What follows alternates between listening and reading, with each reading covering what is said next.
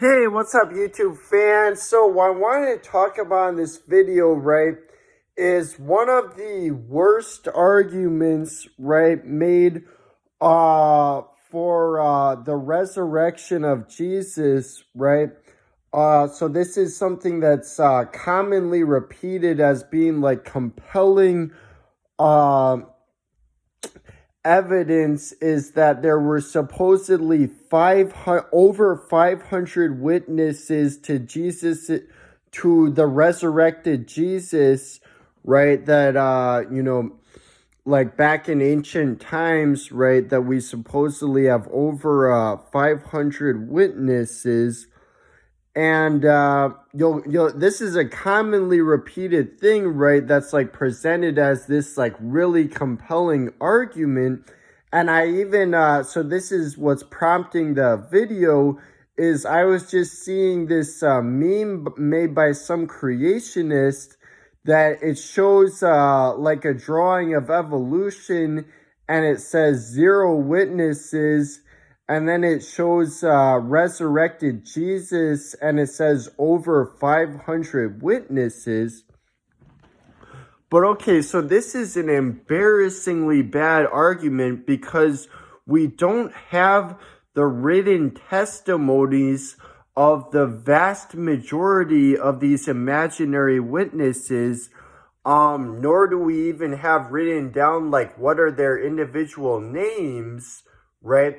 And the whole idea that there were these 500 witnesses, it comes to us from one single source. There's only even like, you're never going to find anyone but one single person. Paul claimed that there were over 500 witnesses, right? And so it's presented like that we have these 500 individual witnesses, and yet it's all coming from one single source claiming that, right? And we don't even know that he actually like himself even met those people, as opposed to himself having heard that from someone else who heard it from someone else who heard it from someone else. And so, I mean, this is just like an embarrassingly bad argument. And yet it's commonly repeated. Like, you'll commonly encounter that argument if you debate people about this sort of thing.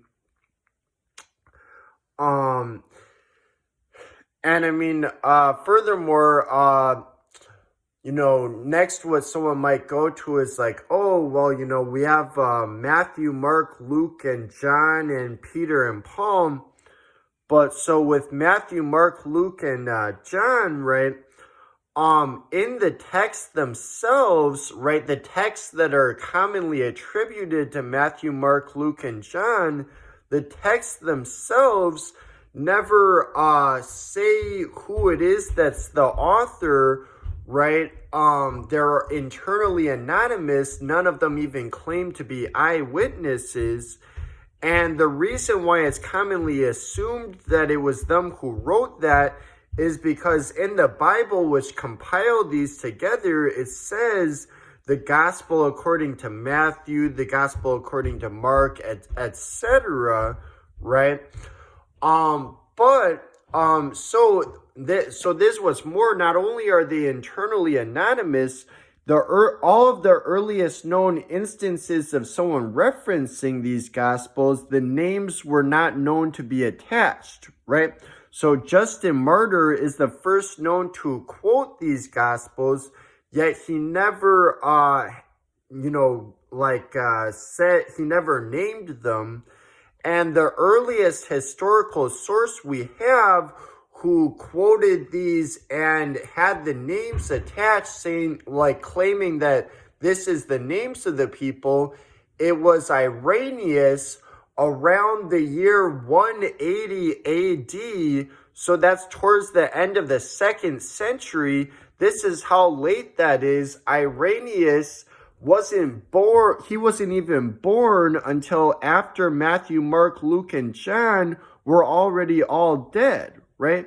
So he could hardly be considered a reliable source that's who wrote those texts, right? And so it's commonly, many historians do not think that those were the actual authors, nor that the writers were even eyewitness sources. Also, in the case of Peter, it's not commonly agreed by all historians that all the writings attributed to him were actually written by him, specifically Peter 1 and 2. There's not wide agreement that we have good reason to think that those were actually written by the actual Peter.